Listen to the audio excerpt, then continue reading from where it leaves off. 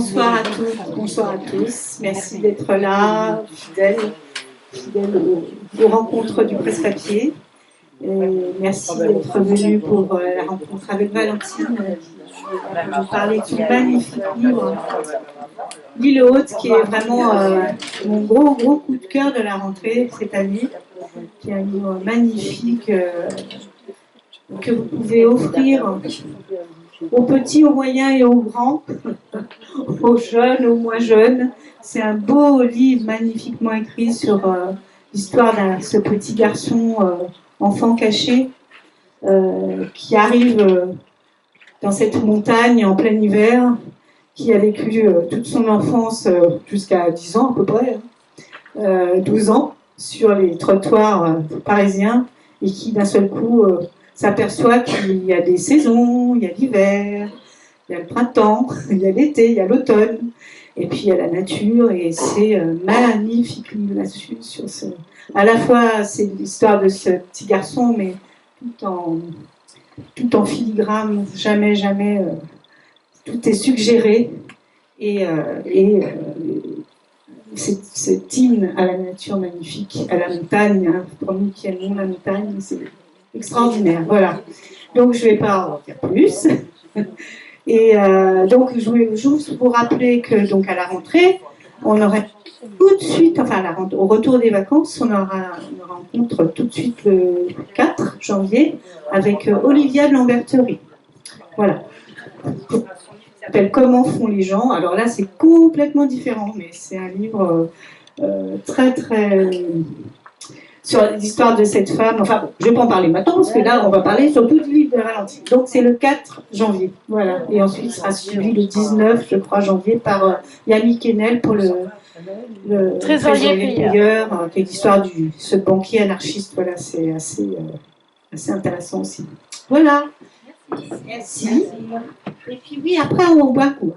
Et on est ouvert le 18 décembre aussi.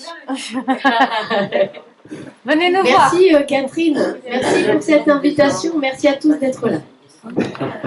Eh bien, merci aussi Valentine d'abord pour ta fidélité, puisque ça fait quand même de nombreuses fois qu'on te reçoit maintenant depuis Kinderzimmer à peu près, on te reçoit presque à chaque roman, et ce nouveau roman qui se passe dans la montagne, bah, c'est magnifique. On a eu quelques flocons ce matin qui nous ont envoyé un signe de la montagne jusqu'à Argenteuil pour nous inciter à lire ton livre. On peut dire que, pour te présenter rapidement, que Peu ou Prou, tu fais tes 20 ans de publication, puisque ton premier roman, La Note sensible, était paru en 2002, si je ne me trompe pas, d'abord chez Gallimard, ensuite publié chez Actes Sud, sans discontinuer. Et tu as aussi une activité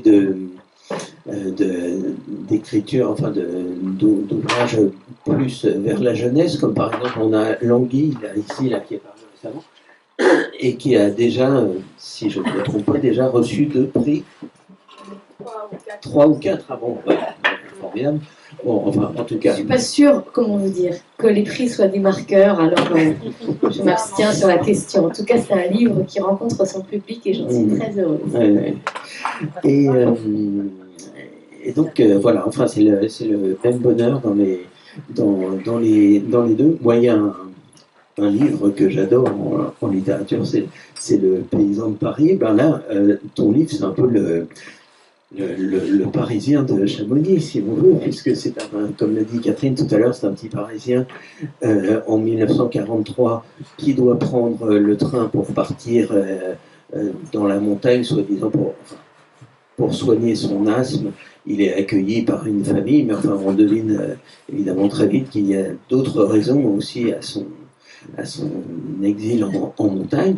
Et ton roman, il a 12 ans quand on commence le livre, va nous, en quelque sorte, au fil de 3 saisons, nous montrer l'évolution de ce garçon qui finalement va passer de l'enfance au début de l'adolescence, c'est un roman qui est extrêmement poétique, qui est vraiment tout à fait, une écriture tout à fait ciselée, vraiment, je l'avais dit dans le petit article de page, mais on peut le prendre, on peut ouvrir le livre à n'importe quelle page, on a l'impression de lire un grand poème en prose, comme ça, c'est vraiment magnifique. Et il y a d'autres questions, évidemment, il n'y a pas seulement l'histoire de ce garçon. Moi, quand on essaie de nous parler,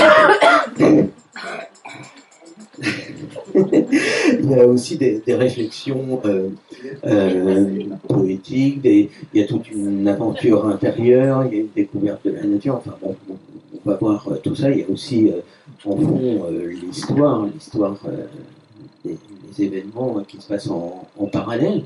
Mais la première question que je voulais te poser, c'est sur la structure même du livre, donc qui est en 3 parties, blanc, vert et jaune, qui correspondent donc en gros à 3 saisons, hiver, printemps-été, c'est-à-dire les couleurs que prennent la montagne, mais qui ont peut-être une autre signification aussi.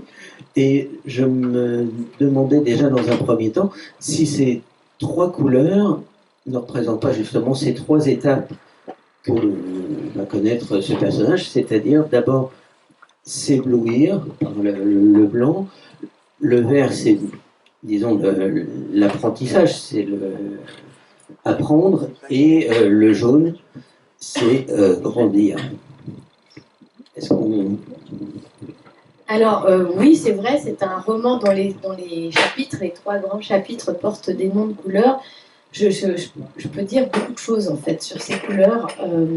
D'abord, si je n'ai pas appelé ces chapitres hiver, printemps et été, c'est parce que la question du langage ne cesse d'être posée dans ce livre comme une réduction de l'expérience, comme une espèce de dévoiement, de tromperie par rapport au réel. Ce qui est nommé n'existe pas, mais ce qu'on nomme parfois est dans le langage commun très distancié de l'expérience réelle. Ce petit garçon, il arrive avec un savoir géographique qui va être totalement balayé par l'expérience de la montagne. Lui, il est né en ville, il connaît le quartier des Batignolles, de la nature, il ne connaît que des plantes qui traversent les grilles au pied des arbres au square des Batignolles. Ce qui va surgir devant lui est proprement impensé, inimaginable, stupéfiant, éblouissant. Il est dans la défaillance même du langage. Et c'est l'expérience qui va lui permettre, très lentement, jour après jour, heure après heure, avec une observation extrêmement fine des évolutions de ce paysage et de la manière dont il va se révéler, puisqu'il arrive dans une énigme, ce blanc colossal, cette avalanche qui a fermé le col, il va devoir passer sous la montagne, c'est avant tout une énigme. En fait, ce qu'il voit, c'est rien. Mais c'est éblouissant. Et donc, il va finalement faire l'expérience d'un calendrier qui n'a rien à voir avec ce qu'il a appris dans les manuels scolaires. L'hiver, ça commence le 21 décembre et ça se termine le 21 mars. Ensuite, arrive le printemps jusqu'au 21 juin, puis l'été jusqu'au 21 septembre, et puis c'est l'automne. Donc une espèce d'année comme ça, quadrillée de manière extrêmement rigoureuse, qui d'ailleurs est peut-être pas tout à fait son expérience, même à Paris, mais qui là, confronté à cette outrance climatique, où les hivers durent 7 mois, où le col est fermé et oblige les gens à vivre dans une autarcie complète, dans un blanc, dans le froid, qui ne cesse en fait de poser la question de la matière même de la montagne, parce qu'il paraît que ça fond la neige. Alors si ça fond, est-ce que la montagne va s'effondrer? La seule chose qu'il peut en dire, c'est que c'est blanc. Et puis ensuite apparaît quelque chose qui est une zone de transition dans laquelle la neige commence à fondre, mais pas tout à fait. Alors à Paris, le printemps, ça verdit. Il y a des feuilles, en effet, au bout des branches, il y a de l'herbe qui pousse dans les plates-bandes. Là-bas, eh bien, c'est une vision très indécise. Ça fond, ça reneige, ça refond. On ne sait jamais exactement dans quel sens le temps va avancer ou reculer. C'est globalement vert, mais ça dure très peu de temps, puisque au moment où les fleurs apparaissent, immédiatement on les fauche. Les fleurs, c'est pour les vaches. Donc aussitôt que ça devient vert, en fait, ça devient jaune. C'est la saison des foins, et la saison des foins elle-même est très courte, extrêmement dense. Dès septembre peuvent arriver les premières neiges. Donc, pour moi, c'était une façon de questionner le langage dans notre rapport à l'expérience. Finalement, c'est peut-être ce que je fais depuis 20 ans, c'est-à-dire tenter de trouver une langue qui dit vraiment le réel, et qui n'est pas seulement une restitution de connaissances. Ce qui me semble réducteur, extrêmement dommage. Ça vient du savoir encyclopédique qu'on apprend au lieu de se confronter au réel. Ça vient aussi certainement d'un apprentissage par l'œil. On vit dans une civilisation où l'œil est hégémonique. On passe beaucoup par l'image, tandis que lorsque le corps traverse, lorsqu'il n'est plus seulement œil, mais qu'il est odeur, qu'il est bruit, qu'il est peau, alors l'expérience prend évidemment tout à fait d'autres dimensions. Donc ça, c'est pour expliquer pourquoi j'ai choisi des noms de couleurs plutôt que des noms de saison. Et ensuite, ce que tu disais est tout à fait juste. Ce que je voulais, c'est que ce personnage, saison après saison, traverse des étapes qui sont celles finalement d'une véritable initiation et passe de l'enfance à l'adolescence en se déplissant en miroir de cette montagne. Il y a vraiment un rapport de réciprocité qui va se produire. Au départ, il est détouré, il est étranger à ce blanc. On ne voit que lui, comme une sorte de figure incongrue qui arrive dans un univers qui ne l'attend pas. La montagne lui est étrangère et petit à petit, de saison en saison, elle va se découvrir, elle va se déshabiller, elle va le déshabiller aussi. Il va s'intégrer dans des gestes, dans une pratique, les travaux de l'agriculture qui va sculpter son corps, qui va changer la couleur de sa peau, de ses cheveux et qui va le déplisser intérieurement, lui permettre de découvrir une identité qu'il n'attendait pas. Parce qu'il est arrivé comme une fiction. Il s'appelait Vadim. Dès les premières pages, on comprend que maintenant il s'appelle Vincent. Mais tout ça est arbitraire. Vadim, c'est le prénom de naissance. Vincent, c'est le prénom qui le sauve. Qui est-il, cet enfant? Et c'est un émerveillement de cette rencontre entre le paysage et l'enfant, puisque finalement, c'est l'histoire d'un garçon qui devient une montagne. Et ce faisant, qui devient lui-même.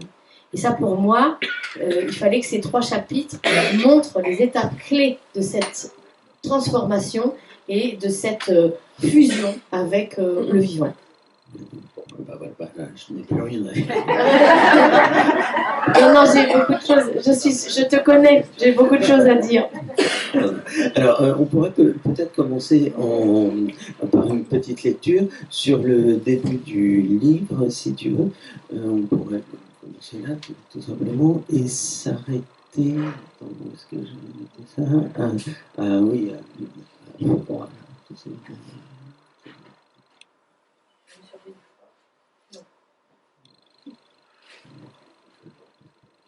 Vas-y.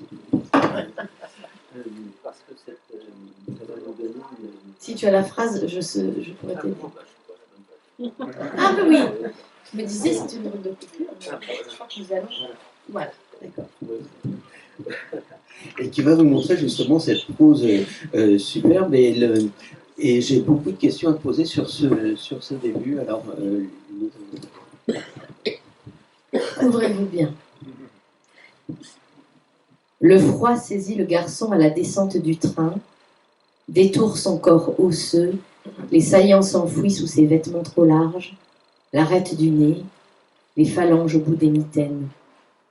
Il se fige sur le quai, sa valise à la main, enveloppé de son souffle. Il perçoit exactement ses contours, la mince frontière qui le sépare du dehors à la jonction de la peau tiède et de la gangue d'air glacial. La sensation est si aiguë qu'il se figure sa silhouette dissociée du décor, pareil au personnage découpé d'un théâtre d'ombre. Mais déjà ses formes se dissolvent. La neige lui monte aux chevilles, s'agrippe en gros flocons à son bonnet, son pantalon et son manteau de laine, s'amoncelle sur sa valise, ses chaussures, s'applique à l'absorber comme elle gomme toute chose. De la petite gare, des arbres, des bancs, on ne devine que des volumes polis, remodelés par la neige. Le brouillard fond les alentours dans une matière opaque dont émergent de rares lignes noires, Rail, fine face d'étron contraire au sens du vent, bord de toi, un squelette de paysage. Même la sœur à ses côtés s'estompe, ses joues pâles, sa robe et son voile beige affadis par la neige. Seuls ressortent comme en suspens ses montures de lunettes et sa canne. Vincent, l'homme surgit du froid, la casquette, le pantalon, la pèlerine plaquée de blanc, des glaçons accrochés à la barbe. Il a donc su pour l'avalanche, la voix ensevelie. Il est venu chercher le garçon. La sœur soupire, elle pourra repartir. C'est leur 3e train depuis Paris. Jamais Vadim n'avait pris le train avant, un train qui distancie la ville. Il était trop anxieux pour être excité. Tout au long du trajet, à côté de la sœur, il a pensé « respire ». S'est attaché à cette discipline infime, pomper, expulser l'air de ses poumons, seconde après seconde, 600 kilomètres d'incertitude fragmentée en milliers d'étapes sûres. Derrière la vitre embuée, il a à peine perçu les lambeaux de paysage défaits par la vitesse. Il a vaguement crayonné son carnet, s'était forcé à dormir, les omoplates poncées par le dossier en bois. La pluie est tombée drue aux abords de Lyon, s'est muée en neige fondue puis en flocons serrés, une vision exagérée, quasi magique du froid. Chaque correspondance les enfonçait davantage dans l'hiver. L'hiver devait être la destination.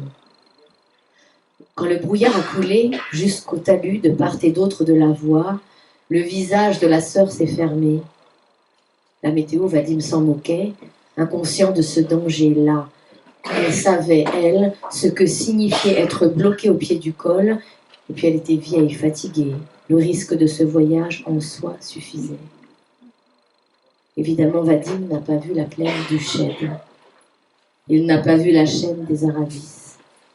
Il n'a pas vu les dômes, crêtes, aiguilles, sommets insoupçonnables au-delà des nuages. Il a vu des galeries compactes d'épicéas enserrer le train dans la montée. La rame luttait contre la pente et les branches ployées, lourdes de neige, rayaient la vitre du wagon comme des chevelures trempées. Il a vu un tunnel, un boyau plus obscur que l'air. Il n'a pas vu le viaduc arqué par-dessus l'arbre verte. Il n'a pas vu les clochers, les calottes neigeuses en surplomb, les glaciers écroulés. Il n'en a pas idée. Le front appuyé à la fenêtre, au ras des rails, il a vu des branches hérissées dans le blanc avec des feuilles au bout. Il a imaginé des bras étiques hurlant au secours depuis le sous-sol gelé. Il n'a pas entendu l'annonce de l'avalanche. À ce moment-là, il déchiffrait un panneau planté sur le quai, intrigué par les sonorités familières en ce lieu complètement étranger. Chamonix. Il connaissait ce mot, Chamonix. Il se le répétait distinctement, les syllabes comme on piétine l'argile, un talon après l'autre pour faire monter à la surface des cailloux enfouis. Chamonix, Chamonix, Chamonix, jusqu'à ce que du fond de sa mémoire jaillisse l'image des petites brioches bombées, fourrées de pulpe d'orange, glacées d'une pellicule de sucre qu'il grattait de longue il y a longtemps, quand on pouvait acheter des gâteaux Chamonix. Il en projetait la vision sur le quai enneigé, couché sous papier translucide dans une boîte en carton, l'Alsacienne, et un mirage de biscuits se délitait sur sa langue, et le sucre imaginaire agaçait ses gencives. Les toponymes contradictoires, l'Alsace, de la marque l'Alsacienne, à l'est de la France, il croyait se souvenir, les Alpes, ici, plus au sud où se trouvait le panneau Chamonix, la confiture d'agrumes associée à un pays de soleil pour lequel il n'avait pas de nom faisait voler en éclats ses leçons de géographie. Où est-ce qu'on était exactement? Où, sur la carte dépliée par sa mère dans la chambre la veille du départ, à quel point du trajet grossièrement tracé, il se sentait perdu. Il avait dû murmurer, la sœur a tapoté sa main, doucement soufflé à son oreille. Chamonix, pas Chamonix. Elle a souri. Mon couvent est ici. Puis elle a dit, tu as entendu? Le train s'arrêterait 2 stations plus tôt à cause d'une avalanche. Il n'y avait plus qu'à espérer que l'homme était prévenu. Ne t'inquiète pas, Vincent, on y est presque. Trop tard. Le mot avalanche faisait surgir une menace de plus. Alors Vadim a dormi jusqu'au bout. Il s'est englouti dans le sommeil et il n'a plus rien vu. Maintenant, il est au terminus provisoire, quelque part dans le blanc, pas encore arrivé à destination. Il ignore tout de ce qui l'entoure, sauf la neige et le froid. Merci. Voilà deux premières questions, peut-être plus rapides, comme tu en as déjà parlé, mais moi j'admirais beaucoup la façon dont les éléments se mettaient en place les uns après les autres, comme ça, dès le début du texte, par exemple, de façon du plus impersonnel au plus personnel, finalement, le train, le garçon, le froid, le quai, et aussi la façon très ingénieuse dont tu dis que surtout lui qui est autour de lui détourne son corps, c'est-à-dire détourne, c'est quand on retire une image de son fond, quoi. Et donc, comme avec un embauchoir, en fait, vous faites peut-être des galettes de Noël avec un embauchoir. C'est une image qui revient d'ailleurs quand il apprendra à faire du ski, qui tourne en avant dans la neige, il est détouré comme avec un embauchoir. C'est l'histoire d'un garçon qui est détouré puis absorbé. Et ce corps, donc, qui est d'ailleurs un des thèmes qui revient dans chacun de tes romans, enfin, je crois qu'on se souvient de Qui touche à mon corps, des choses comme ça.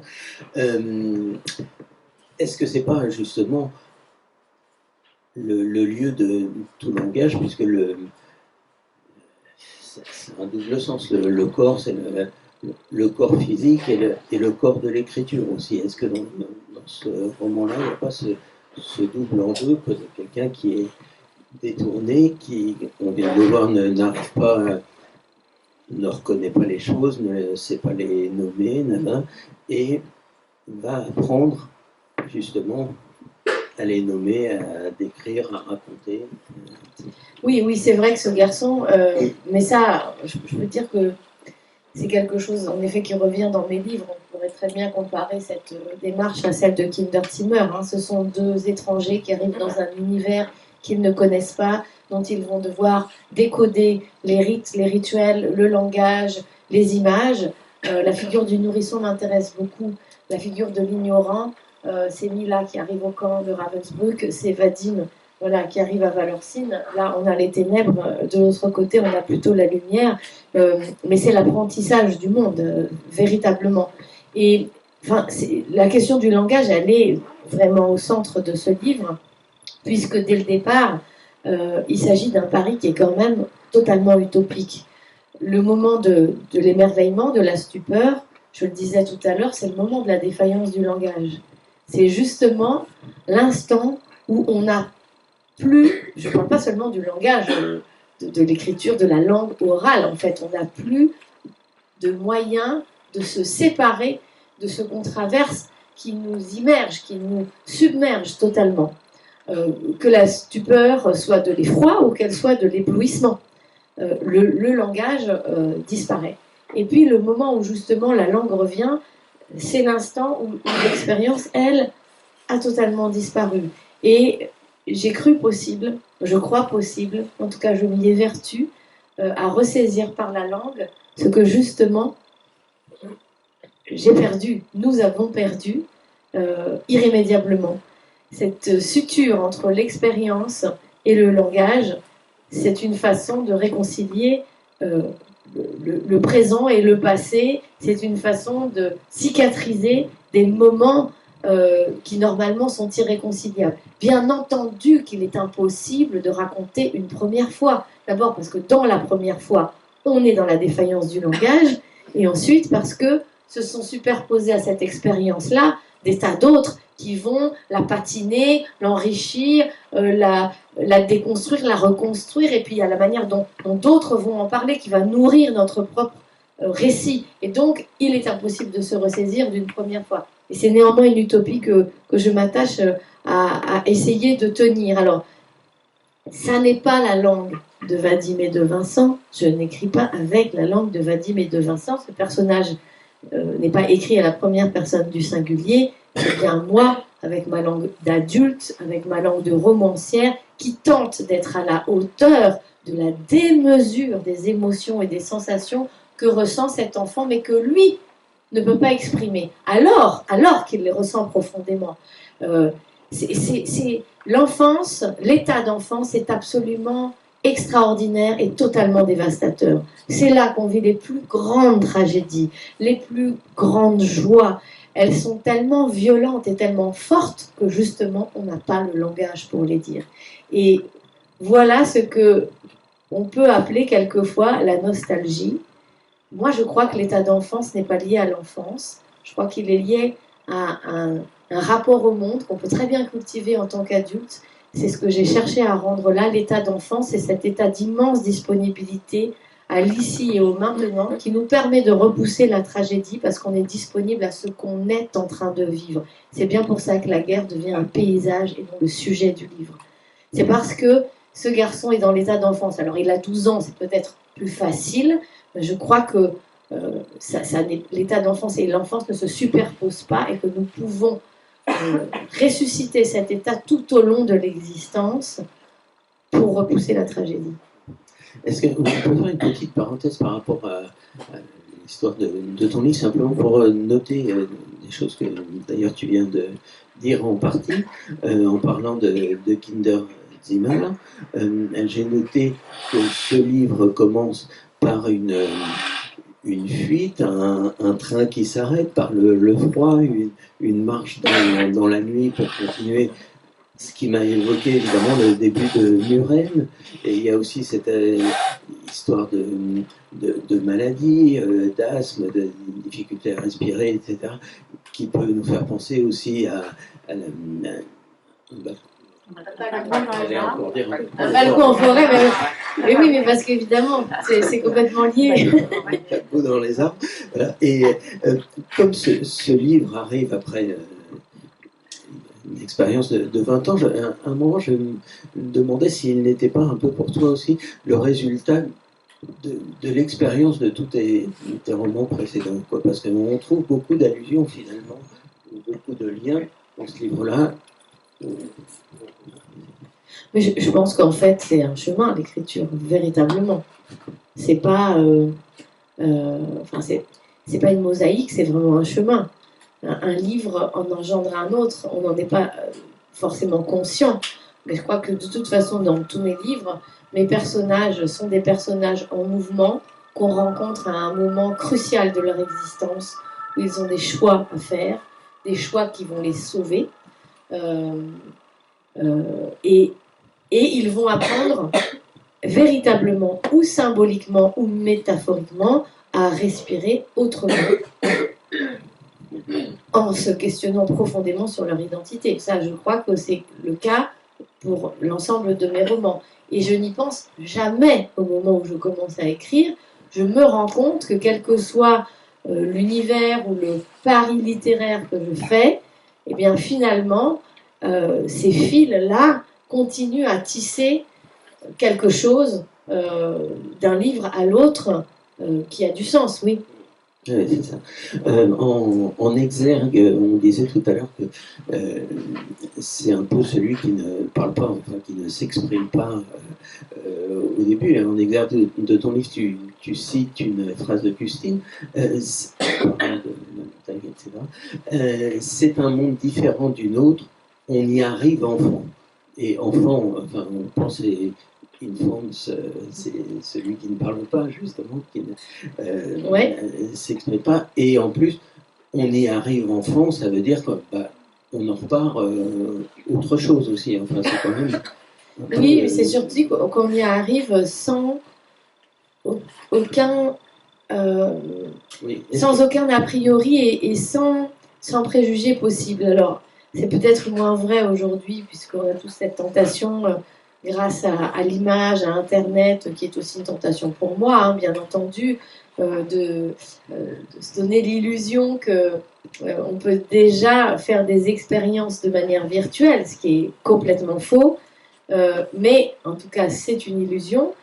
Donc on a peut-être moins le sentiment d'arriver enfant devant un monde, une réalité, un univers qui nous sont étrangers et qu'il va falloir apprivoiser. Néanmoins, c'est justement toute la magie de l'existence que d'arriver enfant quelque part. Et il n'y a pas que Vadim qui arrive enfant dans ce monde-là, enfant au sens infant, c'est vrai, c'est celui qui ne peut pas parler, c'est celui qui ne connaît pas, c'est celui qui ne peut pas nommer parce qu'il ne connaît pas, mais eux-mêmes vont devenir enfants grâce à Vadim, parce qu'ils vivent dans un univers, ils n'en ont pas franchi le col, c'est une vallée très étroite qui ressemble à un berceau. Ça va le sauver, ce garçon, bien entendu. C'est une existence très particulière, fermée par une frontière du côté de la Suisse, fermée par un col, donc je le disais, surmonté de neige pendant plus de 7 mois de l'année, ce qui rend la circulation très difficile et quasiment coupée avec la vallée de Chamonix. Et donc, ces gens-là n'ont pas forcément la notion qu'il existe un monde de l'autre côté de ce col. Et lui, arrivant, c'est l'étranger qui révèle l'existence d'un autre univers absolument insoupçonné. Qu'est-ce que ça veut dire Paris? Cette petite fille moinette qui ne cesse à la fois de s'émerveiller, de se désoler que ce garçon ne connaisse rien à rien. Chaque question qu'elle pose, la réponse est non. T'as jamais vu la neige, t'as jamais vu de forêt, t'as jamais vu de veau, t'as jamais vu de vache, t'as jamais vu de poutis, t'as jamais vu de ruisseau, t'as jamais entendu d'oiseaux, t'as jamais vu de foin, t'as jamais vu de solivieux, t'as jamais vu... Non, non, non, jamais.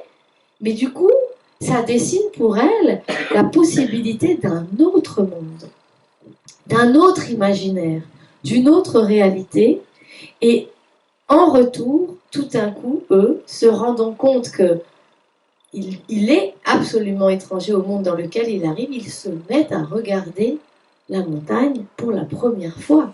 Et donc, ils redeviennent enfants au sens où nous l'entendions tout à l'heure, c'est-à-dire, ils retrouvent un rapport premier de découverte à ce qui leur semblait totalement familier. Et c'est ça, en fait, qui est merveilleux dans la figure de l'étranger.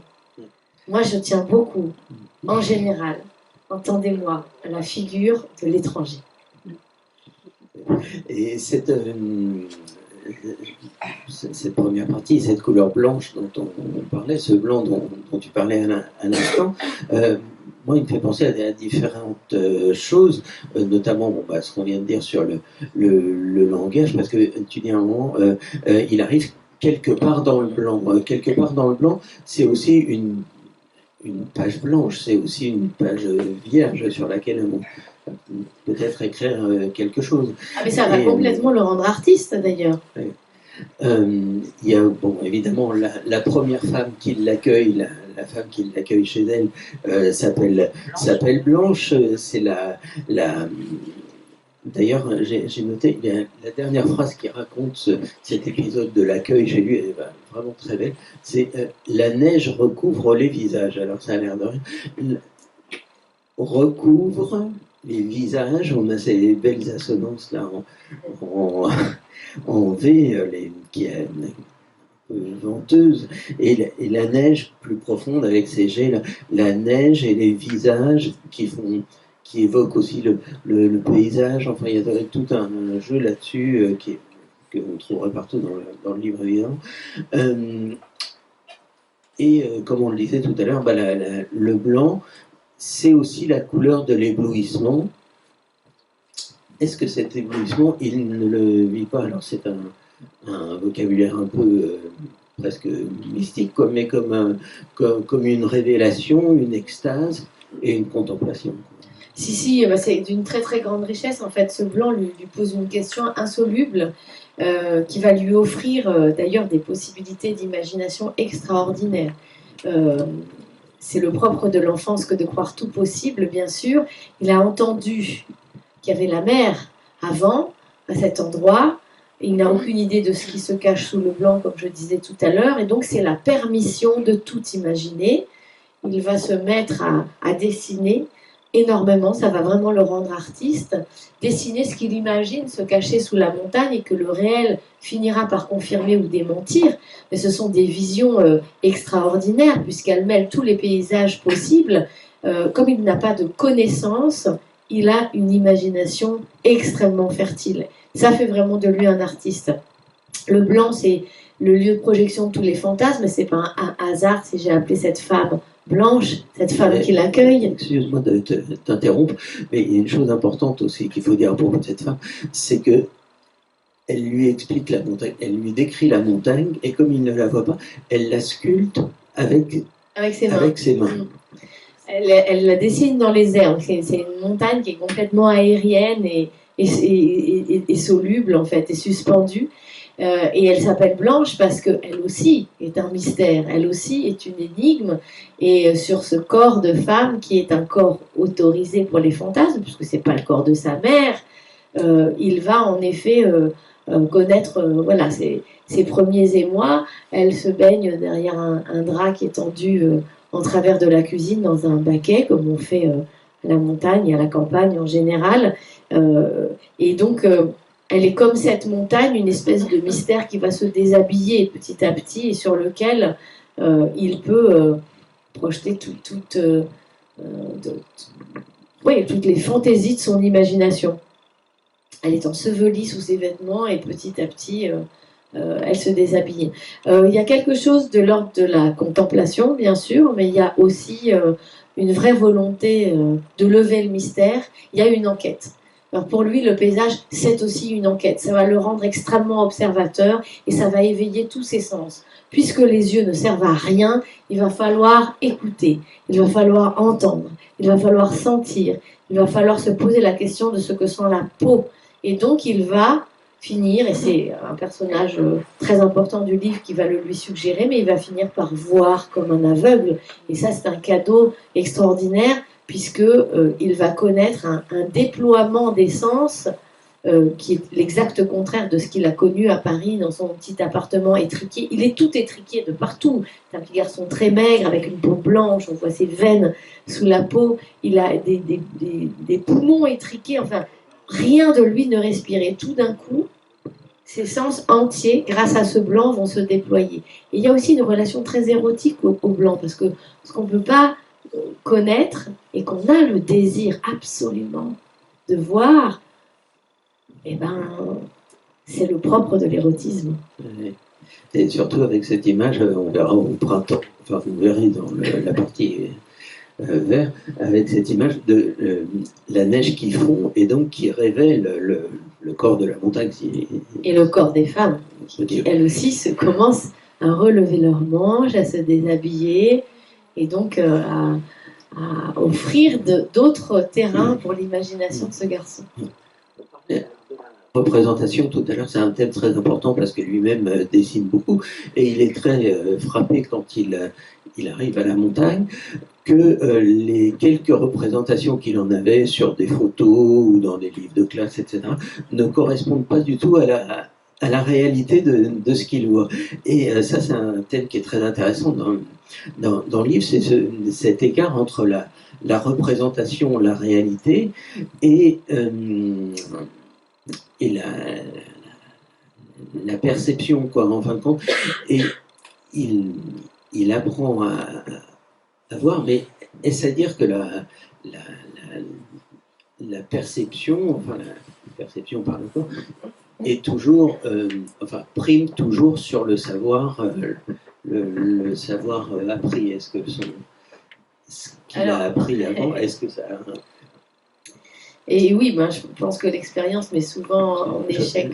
Je relis ça d'ailleurs à tes réflexions un peu sur le langage, parce que là aussi, il y a une expérience, par exemple, de différence entre l'instant et la durée. Oui, parce qu'il se trouve dans un endroit qui existe depuis des millions d'années, et lui arrive dans un présent qui le saisit totalement, donc il fait en effet simultanément l'expérience de l'instant et de la durée, devant ces strates géologiques qui remontent à la préhistoire. Il y a eu des dinosaures, il y a eu des bélémites, il y a eu la mer, c'était un vertige absolu.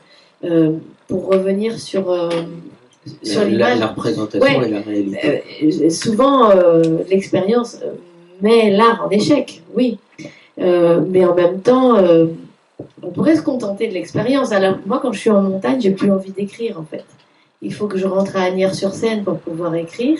Il faut que je me sépare, en fait, de l'expérience pour être capable d'écrire. En même temps, comme ça me sert d'écrire, à ressusciter l'expérience de laquelle je me suis extraite. C'est quand même très paradoxal, le langage, puisque ça matérialise la séparation qu'on a avec le vivant, et en même temps, sa fonction n'est que de nous y cicatriser. Moi, je suis très intéressée, et ça fait partie des références que je cite dans le livre, par tout ce que les peintres et les auteurs, les écrivains ont fait de la montagne dans cette tentative désespérée de donner la montagne à ceux qui ne la voyaient pas. Là, je parle de montagne, on pourrait évoquer absolument n'importe quelle image qui n'est pas justement traversée par le lecteur et qui ne lui est offerte qu'à travers un objet artistique. Ça peut être un roman, ça peut être une pièce de théâtre, une musique, un tableau. L'effort incroyable déployé par ces artistes, notamment dans un monde où on voyageait peu et où là, prenait la place du voyage réel. Voir un tableau peint par Caspar Wolff ou par Turner, c'était s'offrir la montagne sans y aller.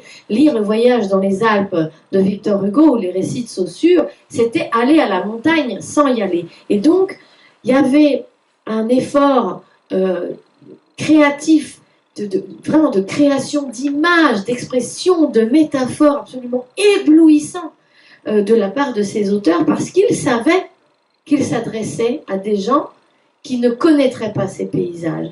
Et moi, je suis vraiment émerveillée par l'inventivité incroyable de tous ces artistes, et c'est pour ça qu'on a ces lumières complètement folles, éblouissantes, ces reliefs exagérés, démentiels chez ces artistes dans la peinture, parce que c'est à la hauteur de leur propre stupeur. Ce qu'ils cherchent à rendre, c'est pas le paysage, c'est leur stupeur et leur éblouissement. Ça, c'est magnifique. Voilà. Et lui, en fait, il a vu une montagne artistique, avant de venir à la vraie montagne. Alors c'est un choc quand il va découvrir les aiguilles rouges, parce que ce qu'il a vu, lui, c'est la montagne bleue de Kandinsky.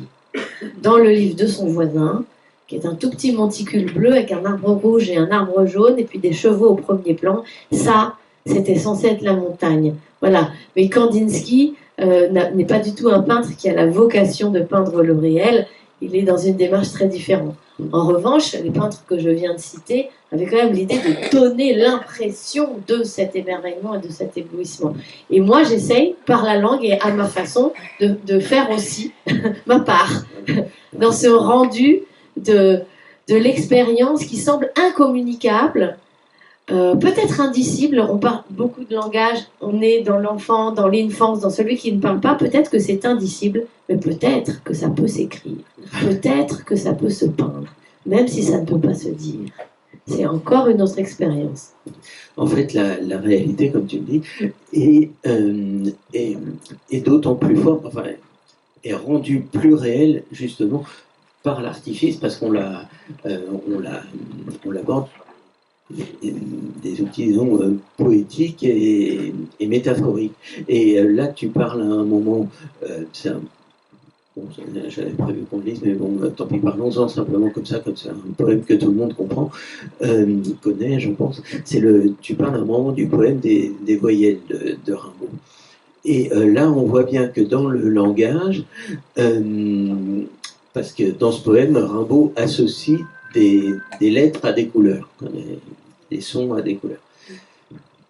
Rouge, vert. On a un autre personnage d'ailleurs dans le livre, qui est un personnage de jeune aveugle, qui lui connaît très bien la montagne, arrive très bien à la décrire, aussi parce qu'il donne à Vincent des mots, ou même ils inventent des mots, tous les deux. Alors, pourquoi est-ce que je racontais ça? Oui, parce que voilà, cette histoire de voyelles, en fait, nous montre bien le décalage qu'il y a entre la création poétique et la réalité. On peut dire quelque chose de tout à fait abstrait ou qui semble n'avoir aucun sens et être en réalité plus près de la réalité que si on avait dit si on avait fait une photographie ou si on avait dit... la Parce que montagne. la description, c'est ce qu'il y a de magnifique dans la naissance de l'impressionnisme, c'est qu'on arrête de décrire et qu'on est dans le ressenti profond. On n'est pas dans des manuels de géographie, il ne s'agit pas de science, il s'agit vraiment de remettre l'humain, la chair, au centre en fait du paysage. Et d'ailleurs, ce paysage est constitué d'êtres humains aussi. Hein, il y a beaucoup de personnages dans ce livre qui sont des êtres de la montagne, sculptés dans la montagne. Ils sculptent la montagne, elles les sculptent en retour. Ils en font partie intégrante. Quand je dis la montagne, ça n'est pas simplement du minéral, de la faune et de la flore. Ce sont des gens aussi.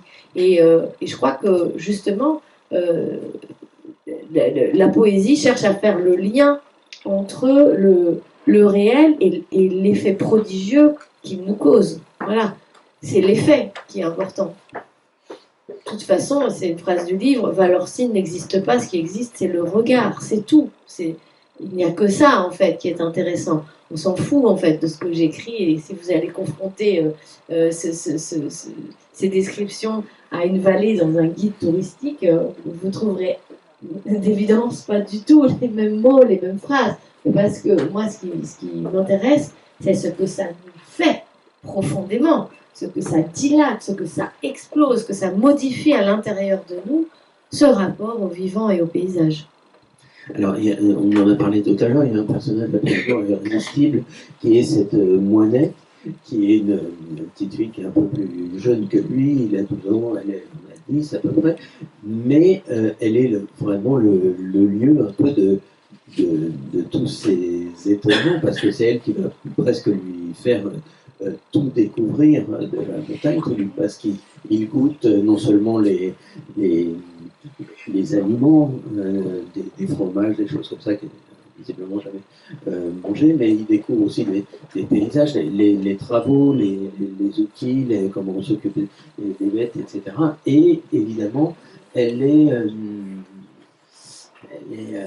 enfin, il y a toute une litanie des premières fois, parce que c'est un peu le livre aussi des premières fois, de tout ce que le personnage fait pour la première fois. Et il y a une scène notamment très charmante, parce qu'elle le taquine beaucoup aussi,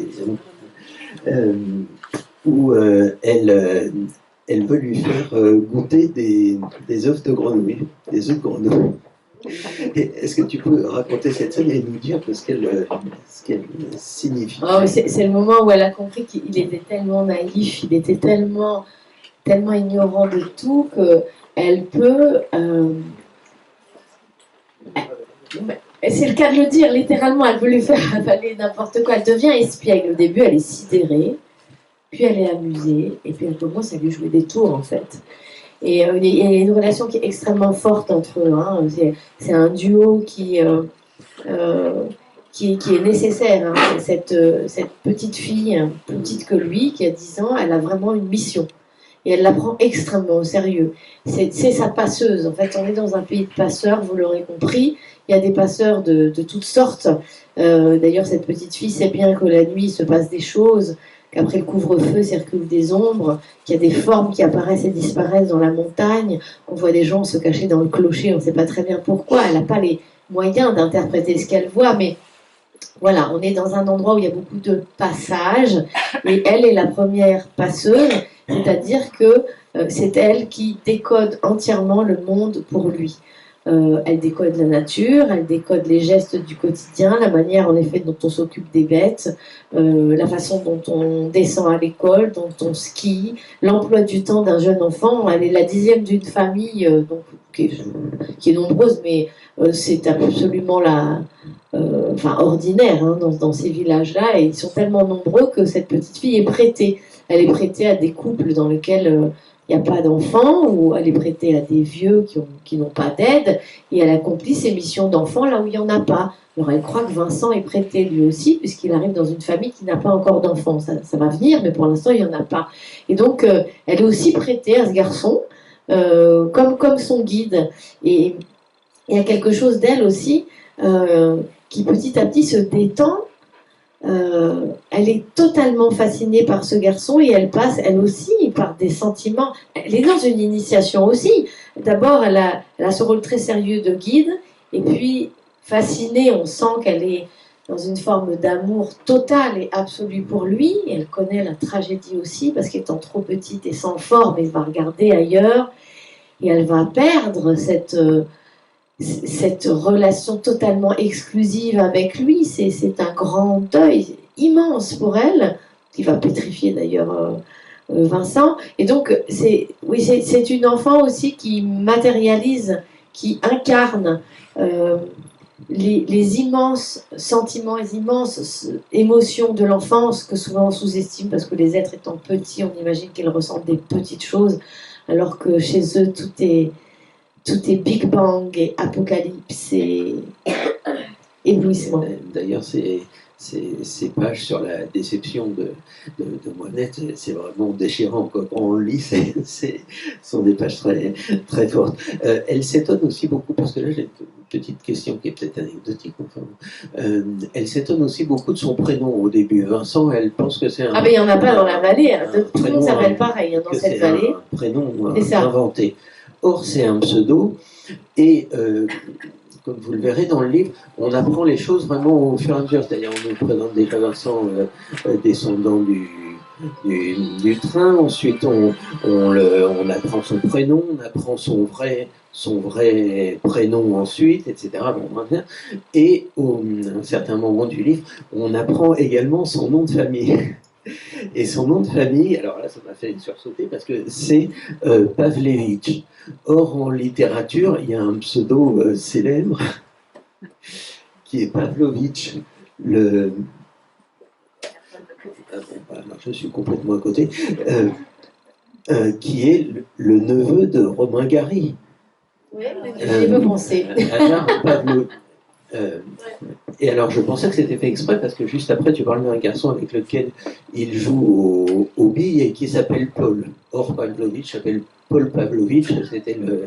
C'est fou, hein, sans savoir les trucs extraordinaires que font les auteurs. Merci Nicolas, je le replacerai. Le pseudo de Romain Gary. D'ailleurs, il paraît qu'à la rentrée, il va sortir pour la première fois. Va sortir non, mais Paul Pavlovitch va sortir ses mémoires. Oh, on apprend des choses extraordinaires. Raconter tous les dessous de l'affaire Ajar et tout ça. Enfin, bon, bref. Ça n'était pas ça. Enfin, bon, bref, pas grave. Ça aurait pu, mais je suis désolée. Non, c'est pas. C'est l'inconscient, peut-être, oui. L'inconscient, en tout cas, l'inconscient du lecteur. Ce printemps élargit complètement son horizon à tous les sens du terme. D'ailleurs, il y a un vent, je crois que c'est un vent, si je ne dis pas de bêtises, qui s'appelle le fun, c'est ça? Ça se dit fun ou fun? Fun. Enfin, ouais, non, n'ose pas le dire. Voilà. Non, parce que c'est un peu le prélude à l'après-midi d'un feu. Oui, et ça compte. Oui, il y a un contraste entre le temps, on peut en parler 5 minutes si tu veux, entre le temps vécu et le temps historique. C'est-à-dire, il y a ces deux temps parallèles qui sont le temps de la vie du garçon dans la montagne, ses initiations, etc. Et le temps de l'histoire qui peu à peu se manifeste de plus en plus dans le livre, notamment par les infos qu'on peut avoir par la radio, enfin que la famille la TSF, oui.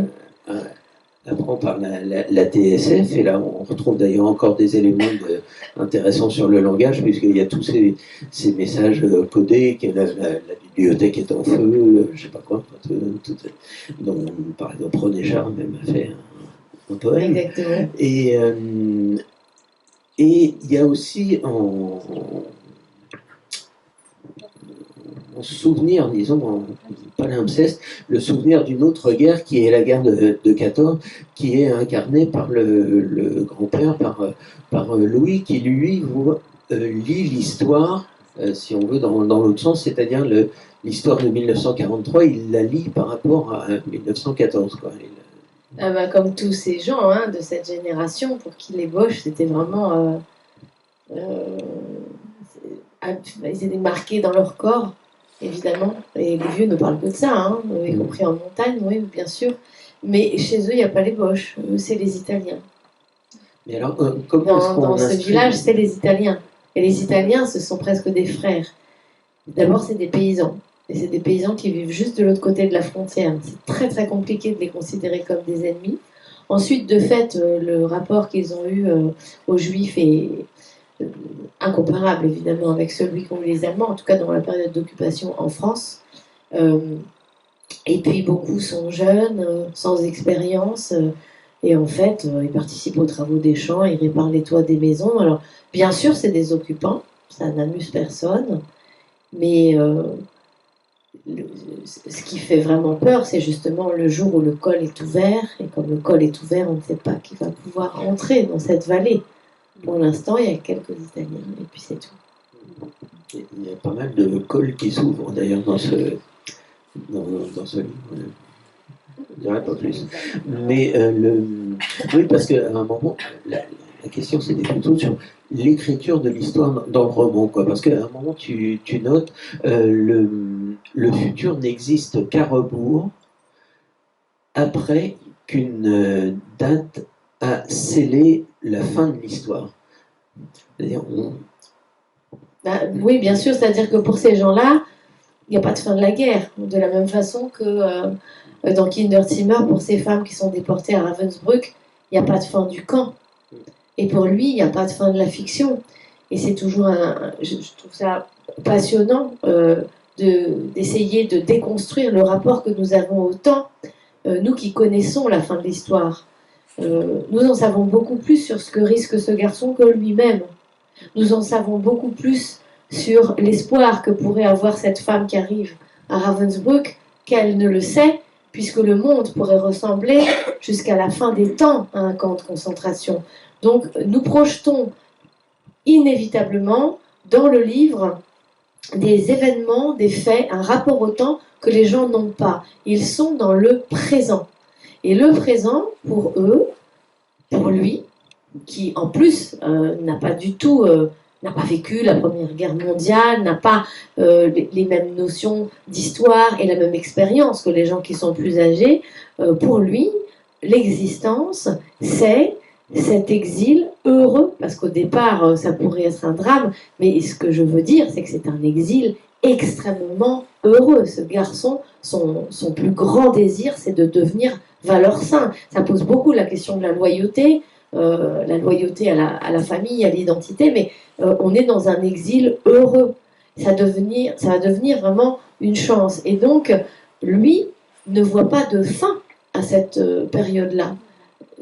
Nous savons mieux que lui, à la fois ce qu'il risque et quand ça va s'arrêter. C'est pour ça que je dis que le futur n'existe qu'à rebours. Que le passé, n'existe qu'à rebours. C'est-à-dire qu'il faut déjà avoir dépassé les événements pour considérer qu'ils appartiennent au passé. Tant qu'on est à l'intérieur, ils ne sont que le présent. Lui-même, d'ailleurs, dans la période heureuse, disons, de son roman, c'est-à-dire jusqu'à l'été, il oublie complètement, enfin, il ne tient presque pas compte du fait qu'il est juif, et il s'inquiète assez peu de ce que devient sa famille, etc. Il reçoit une lettre de temps en temps, alors évidemment, de temps en temps, ça réveille une culpabilité chez lui. Il sait qu'il est à l'abri, il ignore à peu près tout de ce qui arrive à sa famille. Il ne mesure pas non plus complètement le danger réel qui les menace, mais enfin, il sait que lui est protégé. Donc, quand même, la question de la loyauté se pose de toute façon.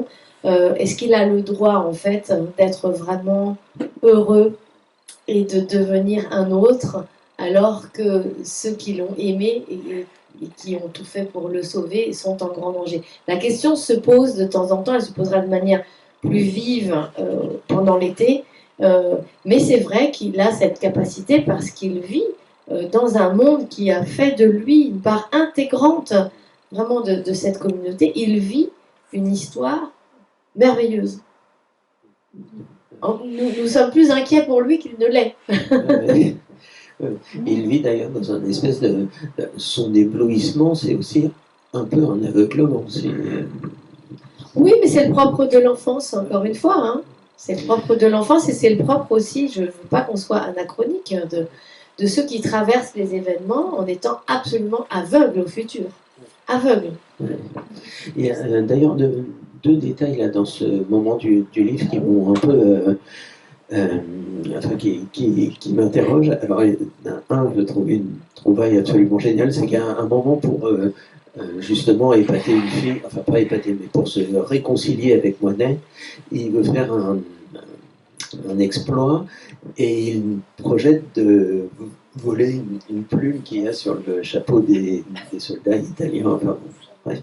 Ah, c'est un acte totalement héroïque. Un acte de bravoure, mais alors ce qui me frappe aussi là-dedans, c'est que pour un garçon qui écrit son histoire, voler une plume, c'est-à-dire l'objet par lequel on écrit, c'est absolument symbolique. Il aurait pu voler autre chose. Alors ouais, mais dans cette vallée-là, les gens connaissent bien les oiseaux, les enfants font des collections de plumes. La seule plume qu'ils n'ont pas dans leur collection, c'est la plume des piolets. C'est comme ça qu'on appelle les soldats italiens. C'est cette plume qu'ils portent au chapeau. Personne n'a une plume de cette espèce d'oiseau-là. Donc il y a quand même un défi qui est colossal chez lui. C'est un véritable trésor, en fait.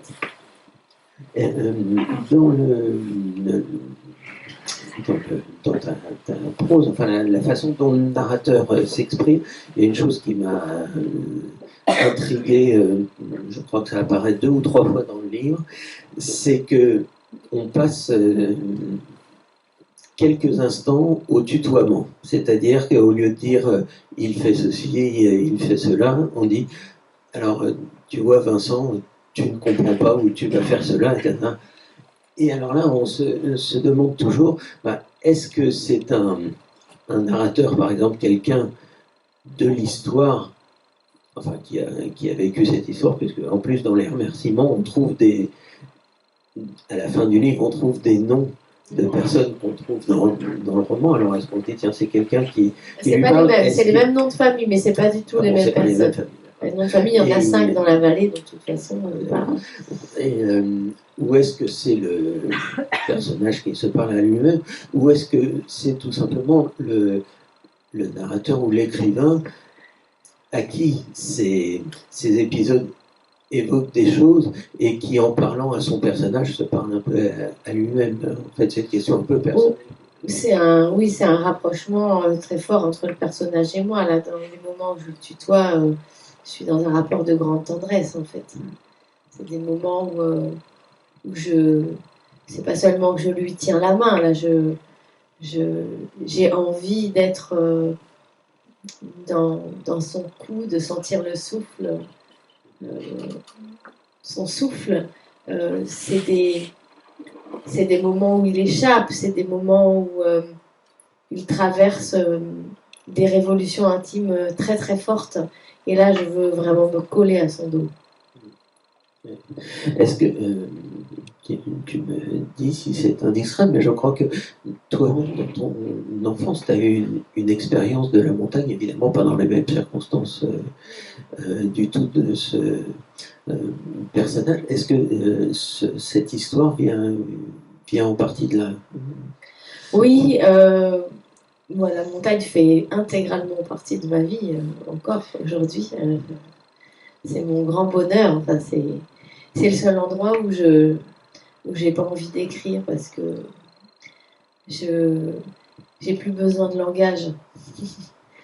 Donc j'essaie de pas y vivre parce que sinon je vais arrêter d'écrire. C'est ça le problème. Mais j'ai commencé très jeune en effet, étant moi-même une enfant asthmatique, et j'ai passé beaucoup de temps à la montagne avec mes parents qui ont acheté un chalet, pas du tout à cet endroit-là, mais dans le Val d'Alos. C'est dans les Alpes de Haute-Provence. C'est une montagne qui est moins spectaculaire, où j'ai appris à respirer vraiment, c'est-à-dire avec mes poumons, mais de manière métaphorique aussi, pas pour les mêmes raisons que ce garçon, mais la question de l'identité est quand même assez forte. C'est que moi, j'ai grandi dans un fief. Châteauneuf-de-Grasse, c'est le pays des gobies, de ma famille, qui sont parfumeurs de père en fils. C'est pas évident d'avoir un prénom. Quand je partais à la montagne avec mes parents, on était dans un milieu dans lequel je n'avais plus d'héritage, et eux non plus. Et il y avait une espèce de rapport d'égalité qui se forgeait directement dans ce rapport au paysage et qui était une libération magnifique. Donc j'ai connu vraiment des émotions et des sensations sublimes que j'ai essayé de réactiver toute ma vie. J'y parviens assez bien. La montagne reste le grand lieu de la liberté pour moi, le lieu du corps, mais aussi le lieu de la possibilité d'être soi-même. Et j'ai écrit ce livre pendant le confinement, à un moment où justement j'étais totalement murée et avec un accès impossible à ces paysages qui m'augmentent, qui me rendent vivante. J'ai choisi pour écrire un livre que je voulais, un livre de l'éblouissement, de la beauté. J'ai choisi une vallée que je ne connaissais pas, que j'ai choisie sur une carte, parce que j'avais envie de tenter d'éprouver à mon tour, comme ce garçon, une espèce de surprise totale, sachant bien qu'elle elle serait bien moindre que la sienne, puisque la montagne, je la fréquente depuis longtemps. Je l'ai choisie sur une carte pour sa position bizarre, pour ses contrastes extraordinaires, pour sa confusion identitaire. Elle a été sarde pendant tellement longtemps. Elle a un cœur suisse puisque la vallée s'ouvre sur le Valais et cette frontière est une frontière un peu artificielle et pourtant elle est française mais totalement coupée de Chamonix par ce col. J'aimais beaucoup qu'elle soit un berceau. La montagne est peut-être un piège, mais moi ce qui m'intéressait c'était le berceau, c'était la matrice. Et on était en plein confinement, mais j'ai pu à l'été faire le tour du Mont Blanc. Je suis passée à Valorcine. J'y ai été réellement éblouie. J'ai décidé d'y revenir. Et le confinement étant revenu à l'hiver 2020, j'y suis partie avec des attestations d'Actes Sud et j'ai traversé un paysage rendu à sa magie par l'absence de tourisme, de mécanisation. C'est une vallée qui n'est pas extrêmement touristique, mais qui là était vraiment totalement féerique dans cet hiver-là que moi j'ai l'impression d'avoir vu quasiment de mes yeux et traversé complètement avec mon corps. Et puis j'y suis retournée une semaine tous les mois pendant 1 an et demi. J'ai vu évoluer totalement ce paysage, j'ai rencontré les gens et je m'applique comme ce garçon à devenir un élément de cette vallée moi-même maintenant. Toute dernière question avant de s'acheminer vers une conclusion, parce que je ne tire les oreilles. Mais, Catherine, tu tires les oreilles de Nicolas. Il y a un petit paragraphe, là, je ne sais pas si tu voudrais lire. Ah oui. Tu veux que je commence?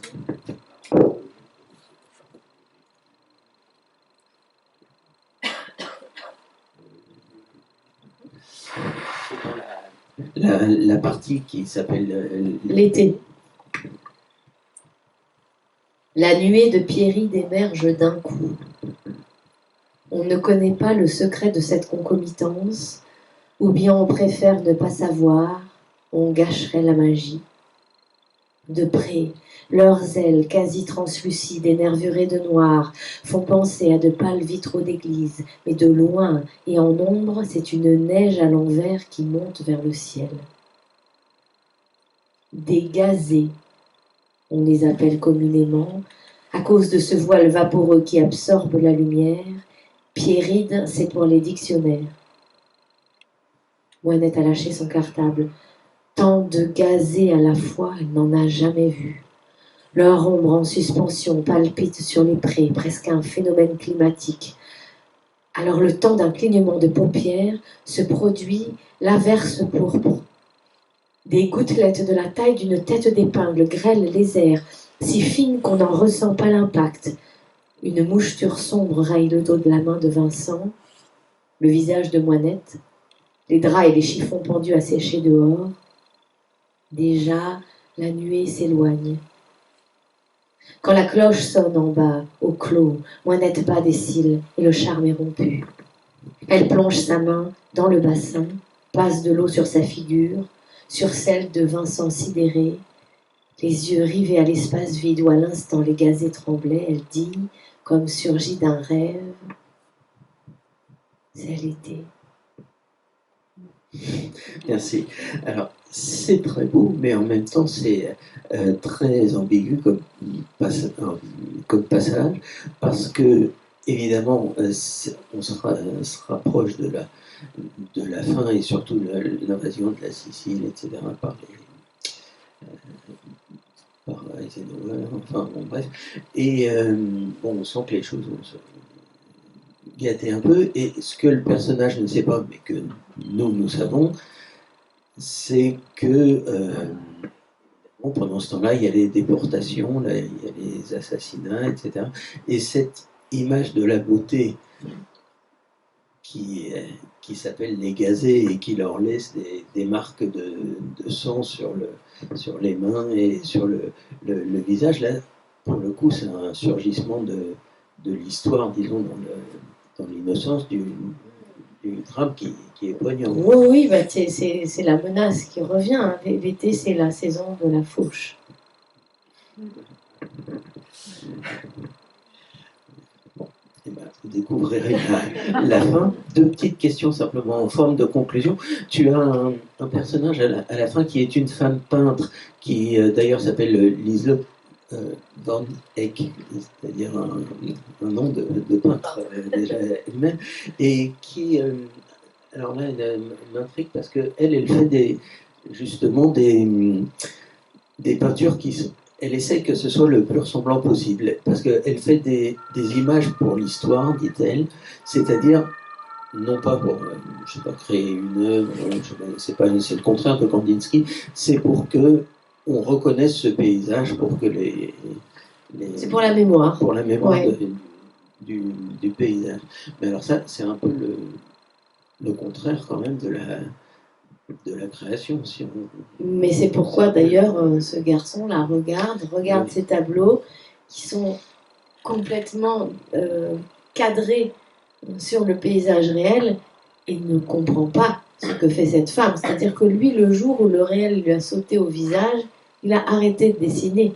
Il n'a pas trouvé d'autres moyens, en fait, d'autres sensations plus voluptueuses que celle de traverser le réel, puisque tout était révélé.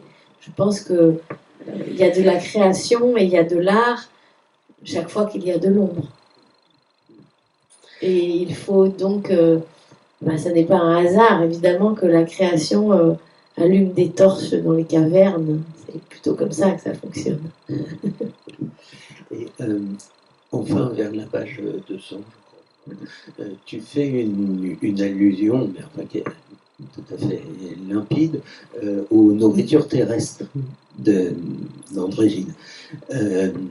Alors, ce livre, en un sens, est dans une sorte de famille de livres où les nourritures terrestres auraient leur place, de même que ça fait très plaisir, ça. Le livre de Giono, quand même, le chant du monde, enfin, des choses comme ça. Enfin, bref. Et à propos de nourriture terrestre, alors je me pose la question, faut-il, à la fin de ton livre, est-ce que tu dirais, Nathanaël, jette mon livre? Oui, bien sûr. Allez-y, quoi. Oui, bien sûr. Ça, c'est pardon, on va peut-être expliquer. Oui, parce que c'est l'idée que la littérature ne peut pas remplacer l'expérience. Oui, si. Et alors, ça me touche que tu parles des nourritures terrestres, parce que c'est un livre que j'ai eu. Alors, moi, mes parents n'étaient pas lecteurs, hein, donc j'attrapais un livre, je l'ouvrais, ça venait d'une vieille armoire familiale ou d'un truc de bibliothèque. Personne ne me conseillait vraiment. Après, mes profs l'ont fait, mais moi, j'attrapais tout et je lisais tout. Sans comprendre parfois la moitié de ce que je lisais, mais c'était pas grave. J'aimais vraiment la langue, donc quelqueusement, c'était simplement la musique des mots qui me touchait. J'avais pas besoin de comprendre ce que je lisais. Les nourritures terrestres, j'ai eu ça dans les mains à 11 ans. Donc, évidemment, je n'ai pas compris la moitié de ce que je lisais. Mais la ronde des grenades, ça, c'est une expérience littéraire sublime. J'ai éprouvé une émotion, mais d'un érotisme total à lire J'avais jamais vu de grenade. Je me rappelle étant enfant, évidemment, on n'avait pas accès aux fruits exotiques tels qu'on les voit partout maintenant. Je me rappelle de mon premier kiwi à 9 ans et demi, quand les maîtres apportaient des kiwis en classe. Alors les grenades, franchement, je ne savais pas du tout ce que c'était qu'une grenade, mais j'avais lu la ronde des grenades dans les nourritures terrestres. C'est peut-être un des seuls textes que j'avais vraiment compris. Et l'impression, mais au sens strict, hein, que ça a fait à l'intérieur de moi est vraiment la première expérience érotique que j'ai eue, je crois, par la littérature. Et donc, ce Nathanaël jette ton livre, moi, alors c'est la phrase que j'ai tout de suite comprise. Je crois que je n'ai pas compris la quasi-totalité du livre, mais l'idée qu'à un moment donné, c'était manger la grenade qu'il fallait, et non pas lire le texte de Gilles, c'était clair, oui, bien sûr. Merci pour cette belle conclusion. On peut peut-être se tourner vers le public si quelqu'un veut poser quelques questions en plus. Sinon, on a peu de temps pour signer des je fais tout ce que vous voulez, puisque j'ai renoncé au match de foot. Moi, j'ai une toute petite question. Déjà, le livre, il est éblouissant. Il est comme la neige, il est éblouissant. C'est magnifique. Alors moi, je me suis posé la question, comment avez-vous attrapé le vocabulaire de toutes les fleurs, enfin de toutes les descriptions que vous faites? Est-ce que vous les connaissiez déjà, toutes ces fleurs, tous ces termes de patois, enfin, tout ça, comment vous l'avez... Non, je les connaissais très peu en fait, hein, mais j'ai descendu les 4,5 km de la vallée, centimètre après centimètre, avec quelqu'un qui a posé des mots sur tout ce que je voyais. L'idée n'était pas du tout de construire un herbier ou d'épater la galerie, c'était de montrer l'ampleur de l'ignorance de ce garçon. C'est normal que vous ne connaissiez pas ces mots, j'ai même pas envie que vous alliez voir dans un dictionnaire ou une image. C'est un espèce de flot, de flux, voilà, d'images et de sons qui pour moi allait restituer cet assaut de sensations complètement inédites qui sont les siennes. Il arrive dans un monde tellement inconnu que aucun de ces mots ne lui est familier. Donc, j'en connaissais quelques-uns parce que je connais un petit peu la montagne, mais pas du tout, pas dans cette exhaustivité, et surtout pas les mots du patois local que je trouve extraordinaire. Voilà, c'est quelle poésie, c'est merveilleux parce que ça exhume en fait des lieux, des façons d'être au monde qui sont néantisées dès lors que la langue tombe dans l'oubli. Et j'aime profondément ces langues-là, ces langues locales, régionales, qu'on moque quelquefois, alors que le terroir, c'est justement, c'est le vivant, quoi. C'est la manière dont une terre forge une langue. Il n'y a pas de relation entre le son et le sens, il y a toujours une relation entre le sens et la terre. C'est vraiment très important et j'aime cette diversité. Donc j'ai descendu en toute saison cette vallée dans les deux sens avec quelqu'un qui a posé des mots, des noms sur chaque chose que je voyais et que je sentais. Et puis après j'ai fait le tri parce que sinon le livre ferait 3000 pages. Et vous avez eu une moinette en fait. J'ai eu une moinette. Exactement, qui s'appelle Xavier Dunant et qui est guide de moyenne montagne, qui vit à Valorcine et qui est remercié à la fin de ce livre parce qu'il m'a dessillé les suies. Ça donne envie d'y aller dans cette vallée. Ouais.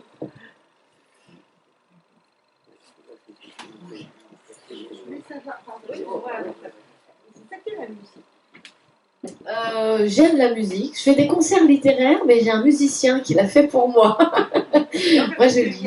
Il y a vraiment, c'est une partition votre livre. C'est une vraie partition, c'est-à-dire qu'il y a une... De toute façon, la langue, par essence, c'est quand même un lien fondamental avec la musique. C'est du rythme et du son, quoi. Vous connaissez la définition de la poésie par Paul Valéry, une hésitation entre le son et le sens. Mais on ne sentait pas, enfin, j'ai pas ressenti dans le temps de musicalité et de couleurs. Il y a un mélange de. Enfin, on est porté et par les couleurs et par les sons. Et je trouve que c'est un livre musical. Merci. Merci à tous, merci beaucoup Nicolas. Merci pour ta lecture attentive et sensible.